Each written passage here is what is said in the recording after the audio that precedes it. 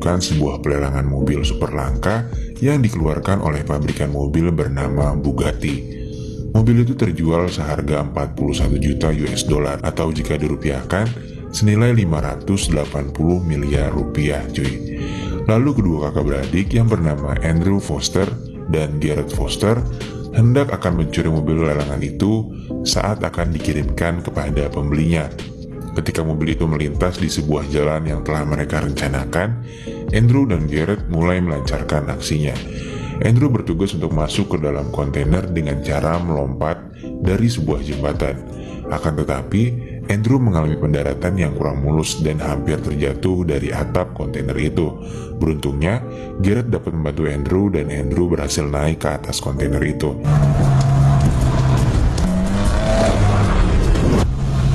Lalu Garrett bertugas untuk memperlambat laju kontainernya dan membuat mobil BMW kesayangannya hancur untuk pencurian itu. Lalu Frank, anak buah dari pembeli mobil itu pun langsung menembak Garrett.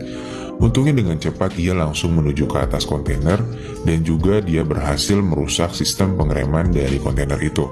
Akhirnya mereka berdua pun masuk ke dalam kontainer yang berisikan mobil super langka dan super mahal itu.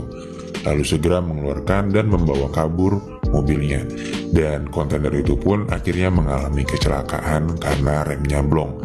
Sampai sejauh ini mereka berdua belum mengetahui bahwa mobil yang mereka curi telah dibeli oleh bos mafia yang tinggal di kota Marseille. Esok harinya ketika mereka sedang mentransaksikan mobil itu, tiba-tiba saja anak buah dari bos mafia yang telah membeli mobil lelangan itu datang dan berhasil menangkap Foster bersaudara. Mereka pun dibawa ke rumah bos mafia itu yang bernama Giacomo Morier. Dan Morier bermaksud untuk menembak Foster bersaudara. Namun tiba-tiba dia malah menembak salah satu dari anak buahnya yang diduga telah mengkhianatinya. Lalu Morier menunjukkan garasi mobilnya yang penuh dengan mobil-mobil mewah. 158, yes, Corvette C1, 64 Chevy Cobalt, that's more.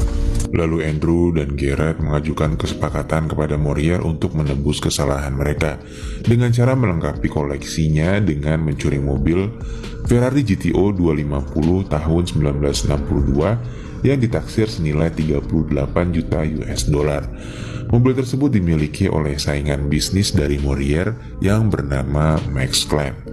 Mendengar ide tersebut, Morier menyetujuinya dengan syarat pencurian harus dilakukan dalam waktu hanya 1 minggu saja. Dan yap, disinilah cerita sesungguhnya dimulai. Keesokan harinya mereka pun mulai merekrut beberapa orang untuk membantu mereka melancarkan aksinya. Yang pertama direkrut adalah Stephanie yang tak lain adalah tunangan Andrew. Kemudian Devin, teman lama Stephanie yang berprofesi sebagai copet. Lalu Leon yang terbiasa untuk membuat bom. Esok harinya Devin memperkenalkan 4 orang pemuda yang merupakan kenalannya untuk bergabung dalam misi ini. Mereka berempat sangat handal dalam mengendarai mobil. Namun ketika mereka sedang bernegosiasi di sebuah restoran, terlihat ada sepasang agen Interpol yang sedang mengintai mereka. Lalu ketika akan kembali ke rumah, tiba-tiba di sana terdapat seseorang yang bernama Lauren.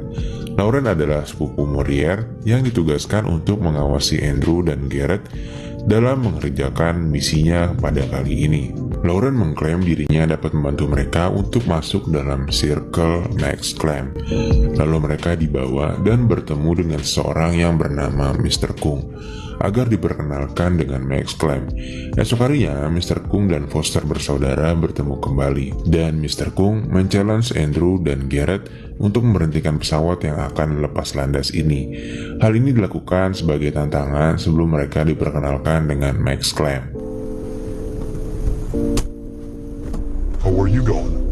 Towards you.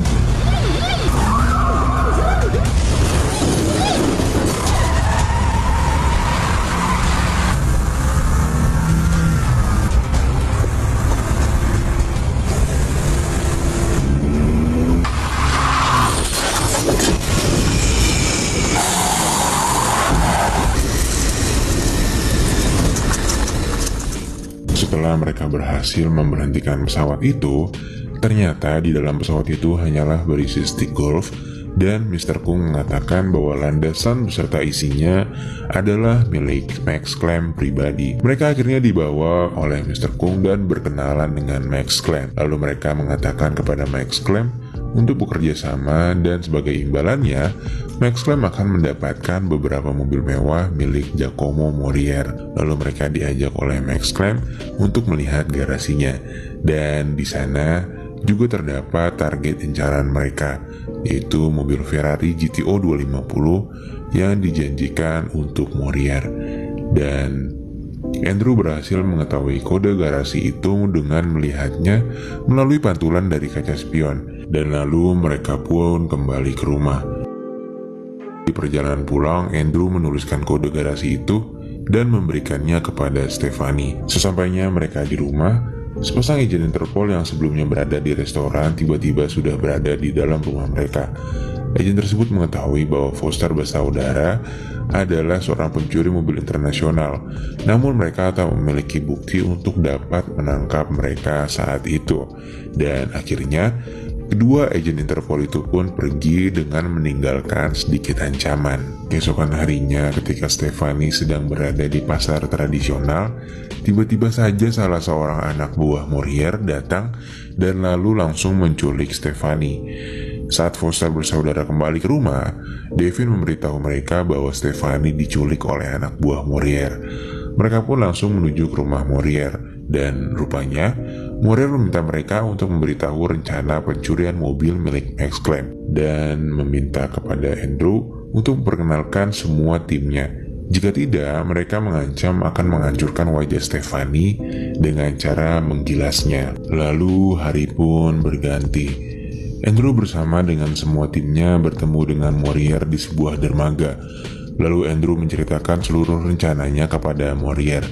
Namun ketika sedang asik membicarakan rencana itu, tiba-tiba mereka dikepung dan Max Clam datang melalui helikopternya, lalu mengatakan kepada Morier bahwa dia sudah mengetahui rencana pencurian mobilnya, lalu pergi begitu saja. Morier yang kesal akhirnya meminta mereka untuk segera melakukan rencananya besok pagi dan bertemu kembali pada pukul 7 di dermaga ini. Morier juga mengatakan akan ikut langsung dalam pencurian ini. Lalu pada malam hari sebelum mereka melakukan pencurian itu, Devin terlihat sedang menghampiri Garrett yang terlihat sedang stres dan bermaksud untuk menghiburnya. Lalu Lauren pun datang dan Stephanie mengatakan beberapa hal yang membuat Lauren menjadi kesal. Lalu saat ada kesempatan, Stephanie langsung mencuri dompet milik Lauren. Akan tetapi Lauren sadar dan langsung mengambil kembali dompet itu. Beruntungnya Stephanie berhasil mencuri kartu akses dari dompet itu agar ia dapat keluar dari pintunya. Esok harinya ketika pukul 7, Morier datang tepat waktu di dermaga yang telah mereka sepakati sebelumnya. Akan tetapi Andrew dan krunya tidak berada di sana, melainkan berada di tempat lain.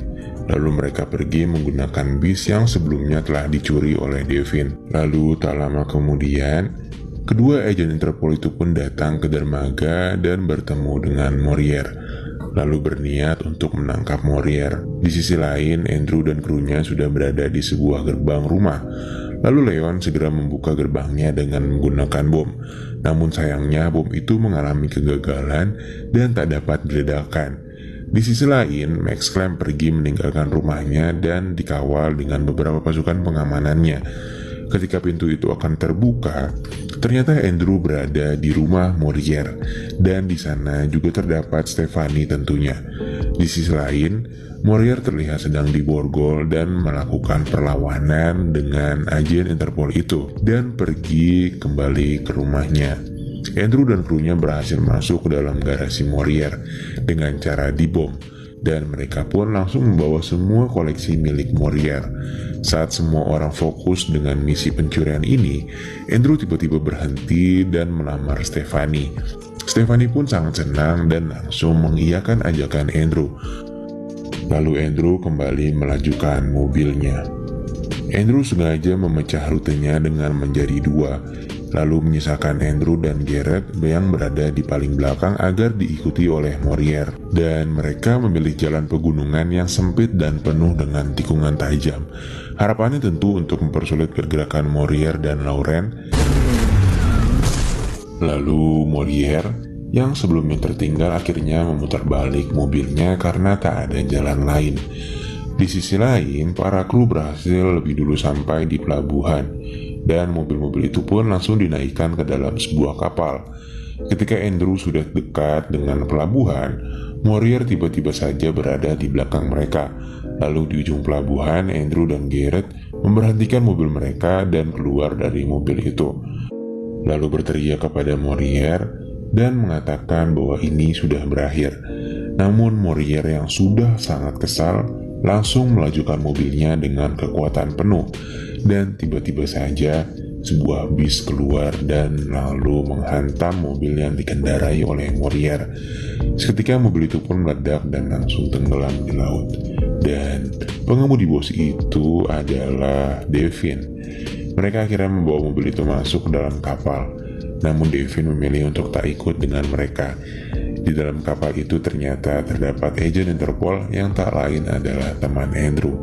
Dan yang lebih mengejutkan lagi adalah ternyata Andrew dan Max Clam sudah saling mengenal satu sama lain, dan mereka bekerja sama pada kesempatan ini. Gokil gak? Keren abis ini plot twistnya cuy. Wah gila sih, gak kebaca anjir. Lalu Devin terlihat sedang memegang kotak korek api yang di dalamnya terdapat kode dari garasi milik Max Clam. Lalu beberapa saat kemudian mereka berlibur di bawah menara Eiffel, dan tiba-tiba saja seseorang datang menggunakan Ferrari GTO 250 yang sama seperti milik Max Clam, dan ternyata dia adalah Devin. anjir. Dan yap, film pun selesai. So inilah alur cerita film Overdrive.